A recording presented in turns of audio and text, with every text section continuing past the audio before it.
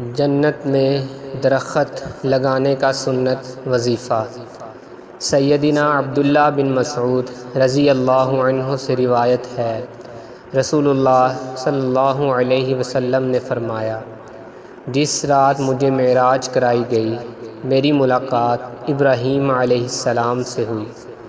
انہوں نے کہا، اے محمد صلی اللہ علیہ وسلم، اپنی امت کو میری طرف سے سلام پیش کرنا اور انہیں بتلا دینا کہ جنت کی مٹی پاکیزہ اور عمدہ ہے، اس کا پانی میٹھا ہے اور وہ ایک چٹیل میدان ہے، اور سبحان اللہ، الحمد للہ، لا الہ الا اللہ، اللہ اکبر، لا حول ولا قوة الا باللہ کہنا وہاں درخت لگانا ہے۔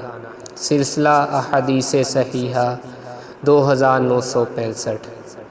سیدنا جابر رضی اللہ عنہ سے روایت ہے، نبی اکرم صلی اللہ علیہ وسلم نے فرمایا، جس نے یہ کلمہ پڑھا، سبحان اللہ العظیم وبحمدہ، اللہ پاک ہے جو عظمتوں والا ہے، اپنی تعریفوں کے ساتھ، تو اس کے لیے جنت میں کھجور کا ایک درخت لگا دیا جائے گا۔